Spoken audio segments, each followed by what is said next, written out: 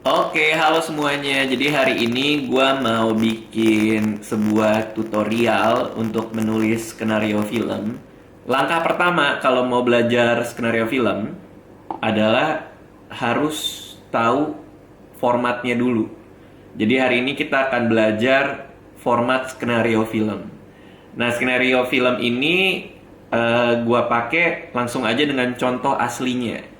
Yang akan kita lihat hari ini adalah skenario Malam Minggu Miko, serial gue, web series gue di YouTube dan di Kompas TV, yaitu yang episode Hari Penembakan Sasha. Kalau misalnya kalian ada yang mau nonton dulu videonya, boleh terserah di channel gue bisa langsung nonton aja. Tinggal klik aja, tinggal cari aja Malam Minggu Miko, Hari Penembakan Sasha.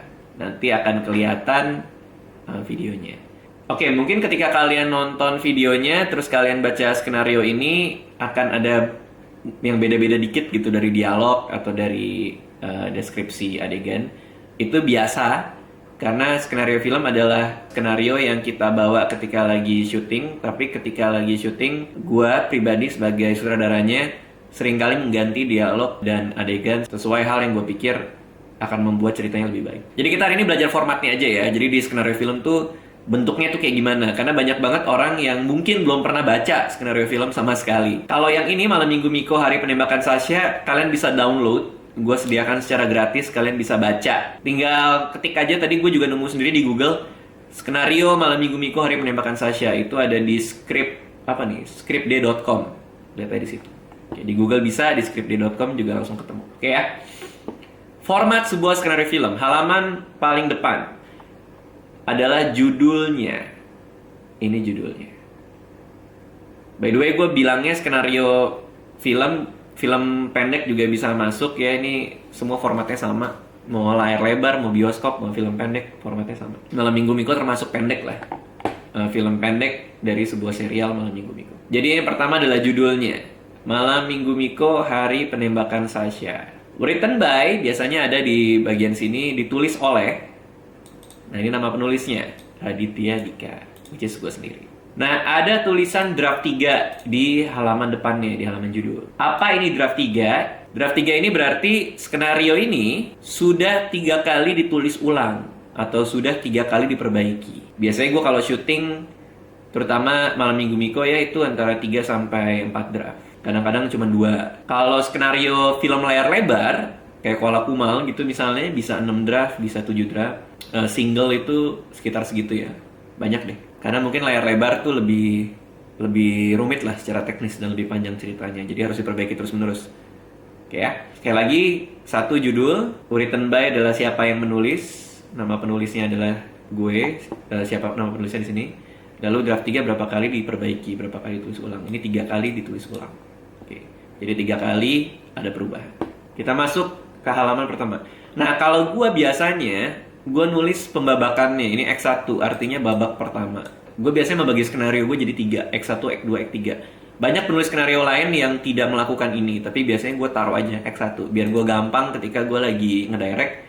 Biar gue gampang ketika gue lagi nulis atau memperbaiki. Jadi biasanya gue langsung taruh X1, babak pertama. Kebanyakan penulis skenario lain nggak make begini, nggak ditulis. Tapi kalau gue nggak tahu, karena kebiasaan kali. Nah, ini namanya scene heading, yaitu kepala dari sebuah adegan. Adegan itu apa? Adalah sebuah kejadian di satu tempat dalam satu waktu. Itu adegan, scene, satu scene. Jadi kalau dia pindah tempat akan pindah scene, kalau dia pindah waktu akan pindah scene. Ini nomor scene-nya, scene 1. INT itu berarti interior atau di dalam ruang. INT rumah Miko. Ruang tengah night. Berarti kejadiannya di dalam ruang, yaitu di rumah Miko, di bagian ruang tengah ketika malam hari. Jadi lampunya juga harus malam, yang kelihatan juga harus malam. Nah, selanjutnya adalah deskripsi adegan. Deskripsi adegan ini ya, karakternya ngapain gitu. Miko berdiri di depan Rian, dia memajukan badannya lalu berkata dengan penuh perasaan. Jadi ini aktor nanti akan membaca ini dan dia akan membayangkan gimana gitu. Nah, kalau kalian nonton Malam Minggu Miko yang episode ini, Miko-nya tidak berdiri tapi dia duduk. Seperti gue bilang tadi, kadang-kadang skenario sama jadinya itu beda. Sama kayak ini. Ketika di lokasi gue mikir kayaknya enakan Miko-nya duduk deh. akan lebih menarik aja. Nih kucing gue ngapain sih? Dit, jangan dimasukin frame. Ini adalah deskripsi adegannya. Miko berdiri depan Rian, dia memajukan badannya, lalu dia berkata dengan penuh perasaan. Miko ini nama karakter yang ngomong. Jadi kalau formatnya kayak gini, bentuknya kayak gini, berarti ini lagi dialog. Gini ya. Miko, aku udah lama dekat sama kamu. Kau mau nggak titik-titik ngebolehin aku jadi cowok kamu? Kalian bisa bandingin skenarionya dengan hasil akhirnya. Dialognya pasti akan berubah-berubah dikit. Kalau gue biasanya membebaskan aktornya juga menerjemahkan dialognya dengan gaya mereka sendiri supaya terlihat lebih natural ketika dialog. Rian hanya ngeliatin Miko, apapun jawaban kamu aku terima ikhlas. Rian melihat Miko dengan tatapan dalam, lalu dia tiba-tiba membuka suara. Bagus, keren. Sasha bakal mau kalau gue bilang kayak gitu. Gue yakin cewek kayak gimana pun pasti nerima lo. Nah, lihat ketika ekspresi-ekspresi ini, gue berusaha untuk membuat deskripsi adegannya itu sesimpel mungkin. Jadi, nggak usah kalau kalian nulis skenario, nggak usah pakai kata-kata mendayu-dayu yang biasa dipakai di novel ya. Miko berdiri dengan gagah dan berani. Lalu cahaya menerpa mukanya di depan Rian dengan satu tarikan nafas. Nah, nggak usah pakai yang kayak gitu-gitu. Kalau bahasa skenario film itu sesimpel mungkin. Kalau kita nggak bisa ngebayangin, nggak bisa secara visual membayangkan apa yang ada di deskripsi adegan, berarti itu salah. Kalau Miko berpikir dalam hati, nah itu udah salah tuh. Pokoknya yang kita tulis hanya yang kita bisa lihat. Miko berdiri di depan Rian, kita bisa lihat tuh Miko berdiri, kita bisa ngebayangin itu. Dia majuin badannya, kita bisa bayangin itu. Rian hanya ngeliatin Miko, kita bisa bayangin itu. Rian melihat Miko dengan tatapan dalam, kita bisa ngebayangin itu. Jadi tulis deskripsi adegan yang kita bisa visualkan gitu. Oke, talking head ini adalah ketika karakter ngomong ke depan kamera. Gue ngomong ini talking head. Ini scene 2 ya. Nama gue Miko bla bla bla segala macam. Ini scene 3, EXT itu eksterior, stasiun kereta api night, deskripsi adegan lagi, ada beat. Nah, kadang-kadang gue nulis kalau di script gue tuh suka ada beat. Beat itu artinya jeda dikit. Jadi kalau adegannya gini, Anca keluar dari stasiun kereta api, kita bayangin dia keluar. Dia melihat keadaan sekitar ya, kita bayangin dia ngeliat kiri kanan. Lalu melihat seorang pengemis, ada pengemis. Anca mengeluarkan uang 10.000, kita bayangin ngeluarin, memasukkan ke dalam mangkok. Tek. Nah, beat ini adalah ketika dia masukin dalam mangkok, dia diem bentar. Tek. Baru dia dialog. Bisa minta kembalian nggak? Gitu. Katu adalah perpindahan gambar secara cepat ke adegan berikutnya. Sebenarnya ya, ada juga penulis yang nulis di sini selalu katu. Tapi gue kadang-kadang nulis katu ini hanya kalau gue mau editingnya itu langsung cepat gitu. Misalnya bisa minta kembalian nggak, tiba-tiba langsung berubah gambar langsung ke scene 4. Ada penulis lain yang semuanya tulis katu, tapi kalau gue hanya ketika gue pengen di editingnya ini ke adegan berikutnya langsung berubah secara cepat. XT ini eksterior lagi, YNT interior, mobil Miko. Nah, kalau karakter kesal, biasanya gue nulisnya gini, dia terlihat kesal, dia terlihat marah, dia terlihat apa. Sekali lagi kita harus ngebayangin, supaya aktornya tuh kalau baca ngebayangin. Walaupun gue sendiri yang main ya, tapi gue mencoba untuk punya kebiasaan itu. Gitu, sekali lagi semuanya. Nah, ada satu lagi tips kalau nulis skenario film, usahakan banyak putih-putihnya kalau gue ngomongnya. Jadi banyak halaman-halaman putih, yang putih-putih inilah gitu. Jadi maksudnya adalah deskripsi adegannya itu nggak numpuk gitu, nggak di sini berderet ke bawah gitu, nggak. Tapi ada putihnya, enter lagi ada putihnya. Jadi paling banyak tuh paling ya 2 kalimat atau 3 kalimat, jangan sampai 5 kalimat ke bawah gitu. Gue suka baca skrip yang bikin 1 paragraf gitu, enggak lah. Kita bikinnya tuh jadi rapi supaya orang dibacanya enak gitu. Kadang-kadang kalau ada objek, gue suka bikin ini jadi caps lock di uppercase supaya berasa penting gitu ketika kita baca skripnya. Kita melihat pepaya yang ditempel foto Sasha, gue caps lock gitu ya. Nah, beat ini kadang-kadang ada di tengah dialog, gue juga kasih supaya Rian ketika baca skripnya tahu ini harus dijedain sama dia. Senyum tengil, kadang-kadang gue ngasih arahan acting dikit lah gitu di skenarionya. Nah, kita lihat di sini yang nggak ada. Yang nggak ada adalah arahan kamera. Gue sangat-sangat menghindari menulis skenario yang ada tulisan follow siapa, kamera pan kemana, terus atau enggak track in, track out gitu. Nah, gue menghindari banget menulis arahan kamera di skenario yang gue tulis. Kenapa? Karena ini kebiasaan aja sih. Ketika gue dulu menulis untuk sutradara lain, gue nggak mau mendikte sutradara itu mengambil gambarnya kayak gimana.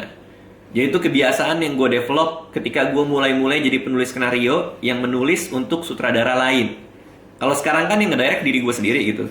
Tapi dulu yang ngedirect kan sutradara lain gitu, kayak Fajar Nugros, atau dulu gue sempat didirect, skrip gue sempat didirect sama Mas Rudi Sujarwo atau Mas Salman Aristo gitu.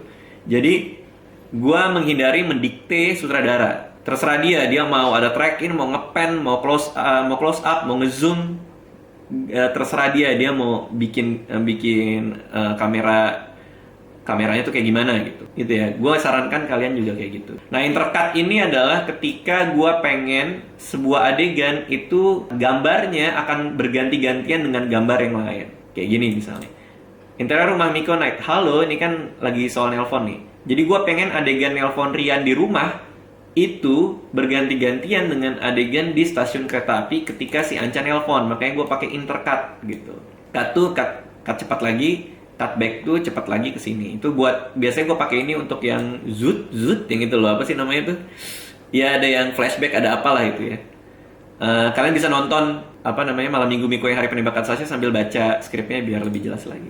Mana lagi ya, intercut with Anca. Sekali lagi kayak gini. Ini gue agak males nulisin headingnya. Seharusnya ini salah sih. Seharusnya gue tulis scene headingnya lagi gitu. Tapi ini gue agak males, jadi gue tulis aja intercut with Anca. Ini nggak boleh kayak gini seharusnya.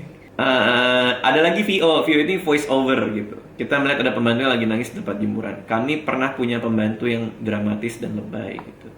Nah, ini sebenarnya agak salah nih nulis voice over ini. Seharusnya OS atau off screen. Bedanya OS sama VO, kalau VO adalah suara hati sang karakter di dalam scene. Kalau OS adalah karakter itu ngomong di luar scene ini, jadi bukan suara hatinya. Jadi ini salah nih. Ini gue nulis ini tahun 2012, 4 tahun yang lalu. Jadi masih banyak kesalahan-kesalahan kecil yang gue lakuin. Tapi jangan lakukan kesalahan yang sama dengan gue. Buat orang yang ngerti, ini salah. Jadi seharusnya ini OS, Rian OS, bukan VO. Lalu kadang-kadang kalau karakternya nggak cuman muncul gitu aja, gue nggak namain, gue cuma nulis pembantu nomor 1 gitu misalnya, pembantu nomor 2 gitu. Jadi emang karena kalau karakternya nggak penting yang cuma sekali muncul, gue nulisnya gitu. Oke, ini udah mau habis. Intercut sama kayak tadi. Oke, ada beat lagi di sini kan kayak tadi. Act 3 udah masuk belakang cerita. Jadi enak kan kalau kita bagi Act 1, Act 2, Act 3 nih. Jadi gue sebagai penulis udah tahu nih udah mau habis, udah mau seberapa. Gue ngebaginya Act 1 itu 20% cerita, Act 2 itu 60% cerita, Act 3 itu 20% cerita. Oke, dan kadang-kadang gue pengen dia langsung cut to black, itu artinya cutnya langsung hitam layarnya. Gitu ya. Kira-kira apa lagi ya? Nah, ini anatomi sebuah skenario tuh kayak gini, beserta apa aja yang gue lakuin dalam menyusun skenario, formatnya seperti apa. Pastikan rapi ya. Nah, kalau kalian emang mau jadi penulis profesional, kalian bisa beli software-nya namanya Final Draft. Kalau gue pakai Final Draft, itu udah industri standar tuh, udah standar industrinya. Ada yang mau gratisan bisa Celtex kalau nggak salah namanya itu ya. Terus ada beberapa software penulis skenario yang gratis juga.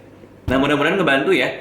Langkah pertama jadi penulis skenario film adalah untuk belajar banyak banget skenario filmnya, sambil bandingin dengan film jadinya. Itu, gue akan upload beberapa skenario lagi dan mudah-mudahan kalian bisa akses. Tapi kalau sekarang sih belum sempat. Mudah-mudahan kalian bisa akses nanti dan kalian bisa pelajari dari skrip-skrip yang udah pernah gue buat. Dah.